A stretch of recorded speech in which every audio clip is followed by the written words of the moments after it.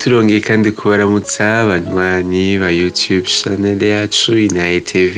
Imana nyina amahoro ibahezagire ibagirire neza aho muri hose. Rero nkuko musanzwe mubimenyereye yuko igihe cose tuje tuba tuzanywe n'intahe zo kumviriza ivyo Yesu yagiriye abasavyi n'abasavikazi bayo. Ariko imbere yuko dutangura tubahe umwanya ngo mwumvirize ivyo Yesu yakoreye abantu, reka tubanze tumira amateka turagarutse kugira ngo tubandanye.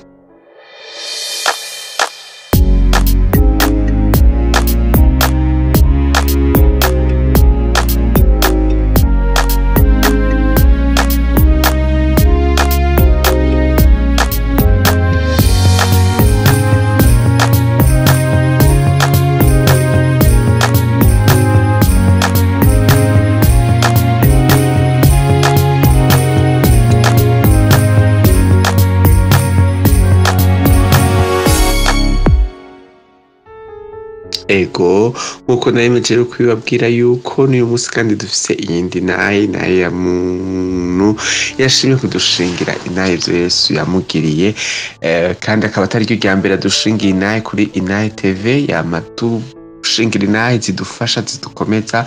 Imana kandi muhezagire rwose kuko adahengeshanya kudushingira inahe ivyo Yesu yamugiriye. Rero imbere yuko dutangura tumwumvirize kandi uyu munsi, reka ndakwibutse wewe utari bwagire subscribe ngo usonde subscribe canke sabone.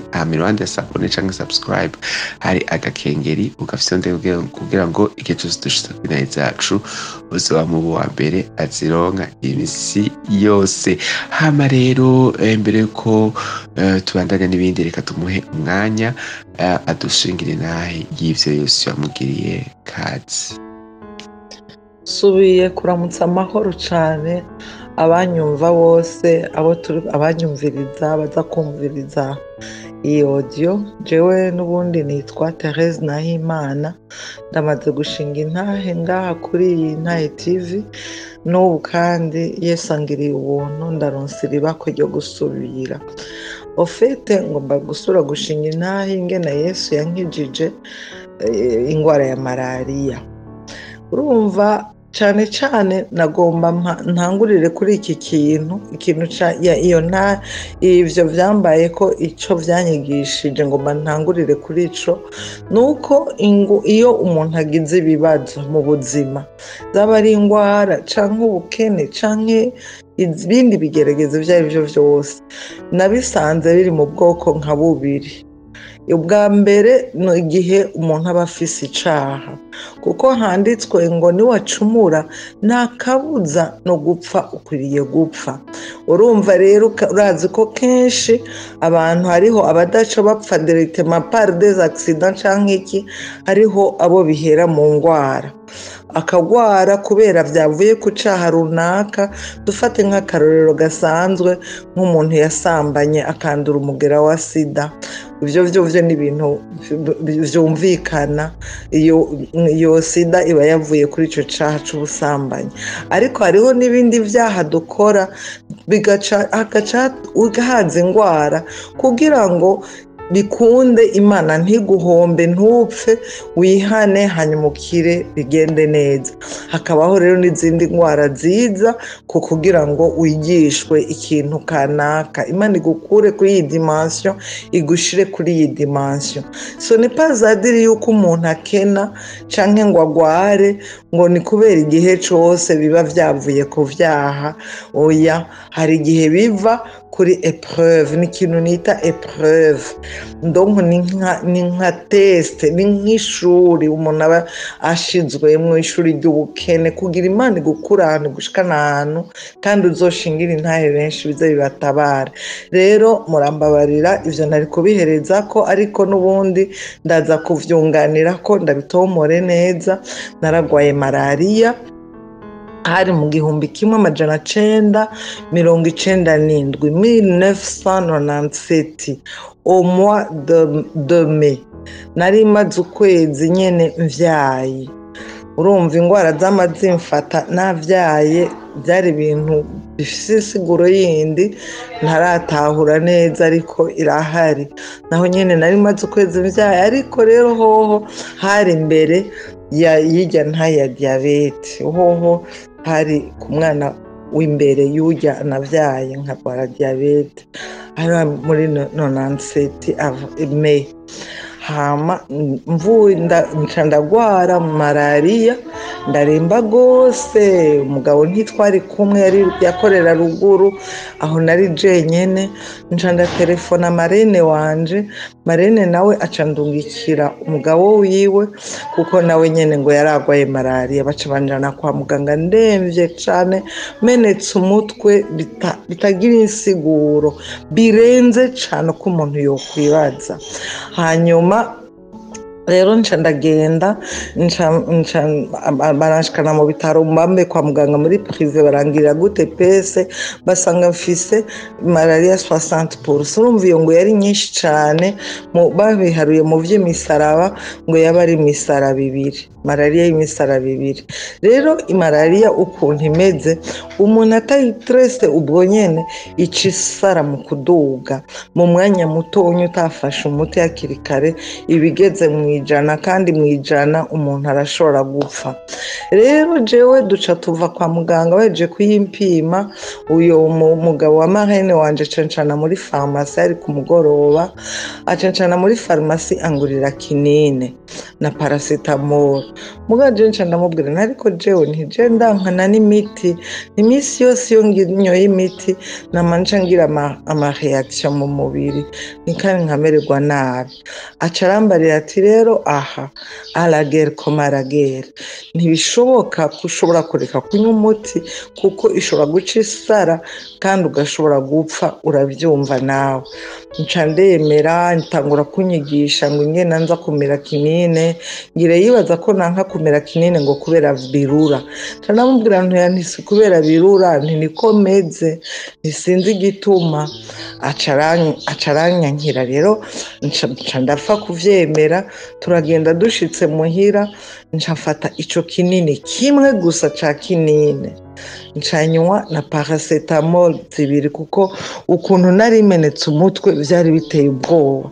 Nca ubwo nyene mpejeje kubinywa, nta n'umwanya waheze, amwe nirambika ku gitanda nyene meze nk'uwapfuye ntazi yondi, sinzi ngena naciye nzanza mukanca ndadawa imbere y'igitanda. Naherutse ivyo ncanja muri ofete, naciye mpfa nta n'uwabimenye. Ncanja ahantu ndaja mu rupfu, narahabonye urwo rupfu, n'ahantu hatabona, ntubona hariya, ntubona hejuru, ntubona hasi, wumva umenga uri ahantu mu kidengeri, biragoye gusigura, wumva umenga uri ahantu mu kirere hatagira ifatiro, nta naho uruhukira. Buno ndi muri urwo rupfu, haca haza ijwi rirambwira ngo kinine naco kikwibutsa. Ngitanguye kwiyumvira, haca haza filme imbere yanje. Iyo filme irahera y'ibintu y'icaha nakoze, mugabo réellement nticari icaha, bwari uburofa bw'abana, mugabo kubera sinzi ngena no bisigura, nari nagifashe ukuntu. Nca rero kimbera icaha, kimbera ingorane, kimbera mu rurazi, kinkwegera urupfu. Ndaho muri urwo rupfu ca ndazanzamuka muri aho nyene muri urwo rupfu, nca ntangura kwihana ico caha. Ndacihana ndasaba imbabazi Imana, ngirira ikigongwe, sinzosubira, sinanasubiriye, nta n'ivyo sinarinzi nuko cari icaha. Mbabarira Mana yanje mu izina rya Yesu. Nca numva, nca nibuka igitabo nigeze gusoma ca Rebecca Brown avuga de la prison à la louange. Oya nono, si igitabo nyene ca ukuntu umuntu ashobora kwigirira autodelivrance.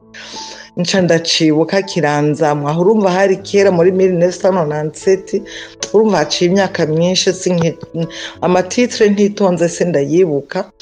Hanyuma nca ndigirira rero autodelivrance, nca ndagaruka, nca ndavuga nti Satani umviriza, icaha wari ufatiyeko kugira ngo nyice untwara bugingo ubutware mu muriro udahera, nacihanye. N'ubu rero nta gihari ucicaye ko kugira ngo nyice, ni dégage au nom de Jésus.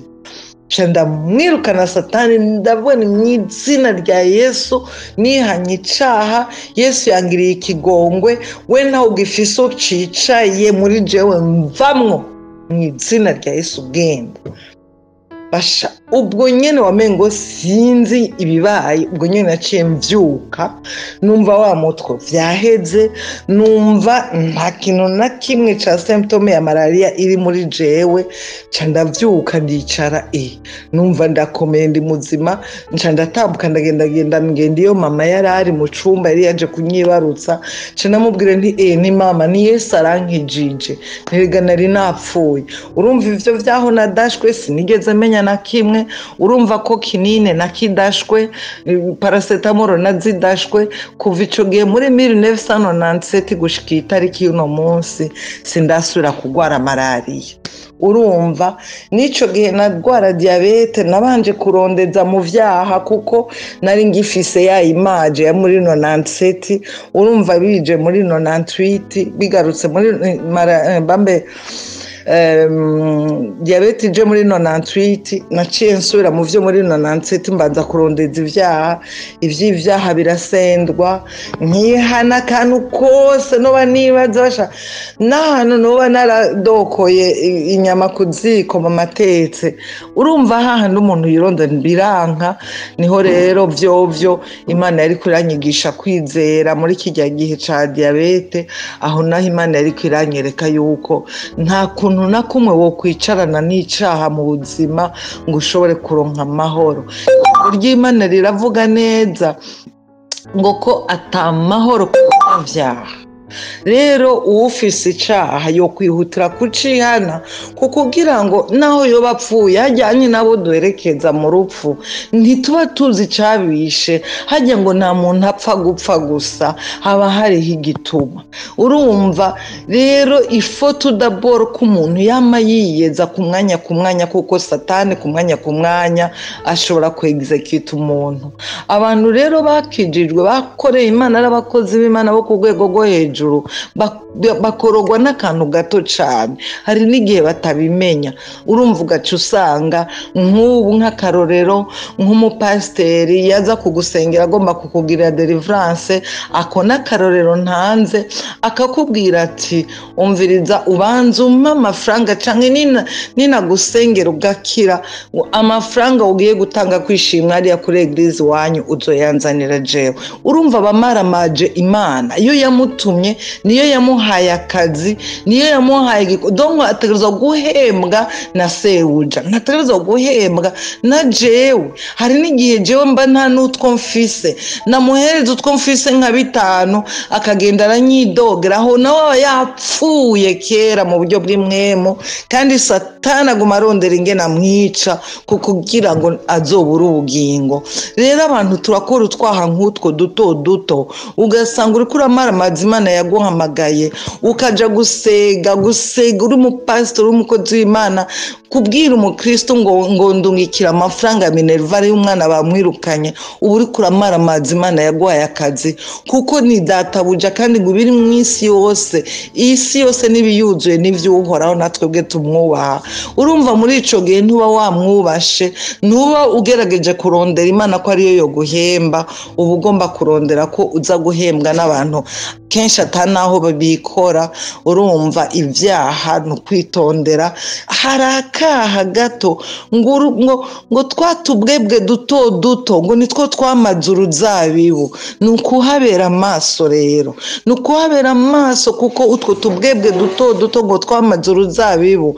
Urumva hariho mu Kirundi kera bararima ruguru, sinabaye ruguru ariko ndabizi kuko ndaragendayo iyo muri grande vacances haba hariho nk'imisigati y'ibigori canke y'amasaka, ugasanga ugiye kuvuna umusigati dore exterieur ukabona ni mwiza cane, ariko dore interieur uruzabibu rwaraheze, impongwa, agakoko kitwa impongwa kararumaze, uvunye gusa ugaca usanga indani cyaraboze kiratukura, urumva ntiwari ukiri umusigati, kandi no mu kuvunika kakoroha. Urumva rero ni ukuba maso, kuko abatubona bagenda twebwe tubona ari bazima, muga interieur abantu baba barapfuye. Ni ukwiyubara rero kugira ngo umugeni wake inzamba niyavuga ibyo usanga umuntu ari propre. Urumva hariho amajambo menshi ateye ubwoba ngo igihe cy'iherezo ngo abantu benshi bazoba bikunda, egoisme, bari egoiste, ngo abantu benshi bazoba bakunda amafaranga cyane gusumba gukunda Imana. Ijambo ry'Imana riravuga, Yesu wenyine aravuga ngo choisissez mon père ou l'argent.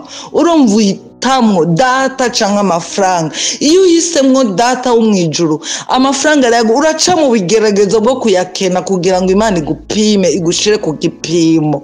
Rero benshi bavyifatamwo nabo, ugasanga baramaramaje. Imana yabahamagaye, yabahaye ibikorwa, yabinjije muri ico kigeragezo, muri ico gipimo, bakayimaramaza mu kwivanga, mu kugira escroquerie, mu kubesha, mu gusega, cane cane gusega. Urazi ko umwana ava mu nzi wawe ufise vyose, akagenda ukaja umusanga ku gahinga ariko arasega avuga ati ngo nsaidia ngo ndashonje, kandi iwabo vyose bihari. Kubera ikosa yakoze bakamukuta bakamuhana bakabimwima, agacija kubisega ku gahinga. Bimaramaza nde? Bimaramaza se, bimaramaza nyina. Bavuga bati uyu si wa mwana wo kwanaka. Wowe wumvise uri umuvyeyi wiwe ukumva umwana wawe ariko arasega hariya, iyumvire ngene uca uvyifatamo. Ni data wo mwijuru rero, urumva aca gukura kwa maboko, Satani akaca gukorera ivyo agomba akakwica. Nabubona kenshi bashobora no kwicwa n'ama-accident, mugabo ntumenye akaha yakoze yazize. Abantu bo ku rwego rwo hejuru bazira akantu gato. Mwibuke Mose icamubujije gushika mu gihugu c'isezerano nuko atumviye Imana. Imana yari yamubwiye ngo abari igitandara, mugabo wewe arakubita, kimubera kimukwegera ingorane. Mose aramwinginga ati mbabarira nshikeyo na gatonya Kanani. Uwo aramubwira ati na gatonya noba nisuzuguje, ntuzogerayo, harabisha amaso gusa, ntuzohonyoza ikirenge, we vyawe bihereye ngaho. Rero muribuka Mose wari we, ntiyari umuntu asanzwe, umuntu yivuganira n'Imana imbona nkubone, bakamarana n'Imana iminsi 40 n'amajoro 40. Urumva twese ntituri ba Mose, hariho abari ku rwego rwo kwegera Mose mugatari ba Mose. No kwiyubara. Yesu abampera umugisha, ndabahezagiye mwese, mugira amahoro. Amen. Amen, amen, amen. Imana yacu igira neza, Imana yacu ni nziza. Ico gitero ca malaria, ariko urumva yuko muri iyo malaria harimwo kugirwa neza n'Imana. Imana iramwibutsa yuko ico kintu cari catewe n'icaha yari yaracumuye, mbese nawe ubwiwe atarazi yuko yacumuye, kandi yabona kumengo nibisanzwe. Rero inaye ishatse kunyibutsa cagiye Yesu yakiza wa muntu, acambwira ati genda amahoro, ntuzongere kandi gucumura ukundi, kandi ngo ni wacumura ngo hari uzogwara utazokwikiza. Yesu ashimwe. Rero iyi nahe inyibukije ico gihe ca Yesu. Rero urumva ko kuva ico gihe Yesu amugenderera muri iyo ngwara nyine ya malaria kugeza n'ubu ataswa kandi kugwara. Imana igwezegere cyane Madame Therese kubona mudahingishanya kwamamuza mudushikiriza inayi y'ivyo Yesu yabakoreye, kandi Imana ishishikare kubagirira neza. Nuko rero reka nawe ndagushimire gose washimye kuduha umwanya n'amatwi kugira ngo tubayagishe tubasangize ivyo Yesu yabagiriye, ivyo Yesu yagiriye abantu bayo. Reka rero nawe ndakwibutse ko ushaka kudusangiza inaye yawe ushaka kutwandikira kuri email inayezayesu@gmail.com canke ukatwandikira muri commentaire ukabitubwira ukabitumenyesha ukadusigiramwo na nimero de telefone zanyu kugira ngo tuzobarondere mudushinga inaye z'ivyo Yesu yabagiriye. Reka rero ndabikebanure ndabasabira umugisha aho muri hose. Imana ibigirire neza mu vyanyu no mu banyu, naho ubutaha. Bye bye.